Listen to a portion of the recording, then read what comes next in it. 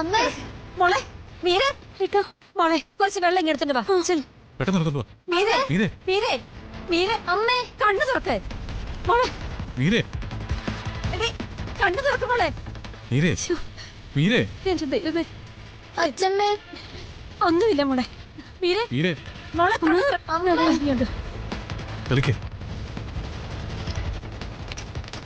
മോളെ മീര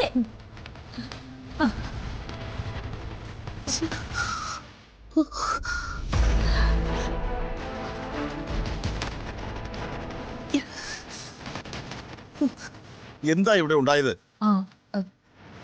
മീരയുടെ മുടി ഈ ഫാനിൽ കുരുങ്ങി. നീ എന്തേ കാണിച്ചത്? ഈ ഫാനിന്റെ അടുത്ത് നിന്നിട്ടാണോ മുടി ഉണക്കുന്നത്? ഇവിടെ ഹെയർ ഡ്രയർ ഇരിപ്പില്ലേ? ആ എന്തായാലും ജീവൻ അപകടമൊന്നും പറ്റിയില്ലല്ലോ, അത് തന്നെ ഭാഗ്യം. ഇവിടെ എന്റെ മുറിയിലേക്ക് കയറി വന്നതുകൊണ്ടാ ഈ അപകടം ഉണ്ടായത്. ഞാൻ എന്ത് തെറ്റാ ചെയ്ത്? എന്തിനാ വേറെ ചെയ്യുന്നേ? ആ വലത് കാലെടുത്ത് കുത്തിയാ മതിയല്ലോ. ആ ഡ്രസ്സ് സമ്മാനമായിട്ട് തന്നപ്പോഴേ എനിക്ക് അറിയായിരുന്നു ഇന്ന് എന്തെങ്കിലുമൊക്കെ സംഭവിക്കുമെന്ന്. ഇപ്പതേ വേറൊരു സമ്മാനമായിട്ട് വന്നിരിക്കുന്നു. എന്നെ കൊല്ലാനാണോ നീ എന്റെ മുറിയിലേക്ക് കയറി വന്നത്?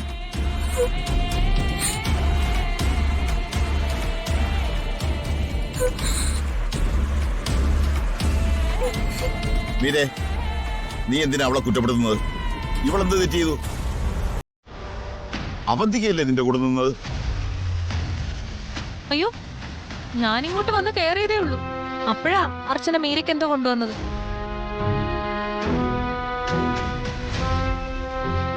ഇവളെവിടെ ചെന്നാലും അവിടെ എന്തെങ്കിലുമൊക്കെ കുഴപ്പം കാണും.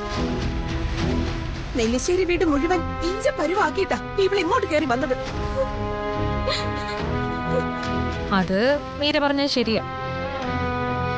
നെല്ലിശ്ശേരിയിലും ഇവിടെയും എന്തെല്ലാം കുഴപ്പങ്ങളുണ്ടായി.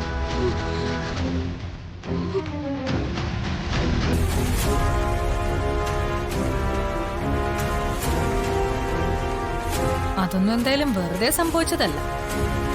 ചില ദോഷങ്ങളൊക്കെ ഉണ്ടെന്ന് പറയുന്നതും വെറുതെ ഒന്നുമല്ല. മതി. അവന്തിക ഇങ്ങോട്ട് വന്നത് എന്റെ മോളെ കുറ്റപ്പെടുത്താനാണോ അതോ ഇവരുടെ വെഡിങ് ആനിവേഴ്സറി കൂടാനാണോ?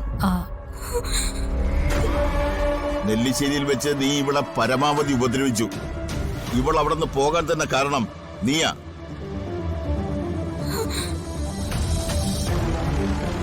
ആരൊക്കെ അവളെ കുറ്റപ്പെടുത്തിയാലും എന്റെ മോളുടെ കുഞ്ഞിനെ എന്തു ദോഷം വന്നാലും അത് ഞാനങ്ങ് സഹിച്ചു.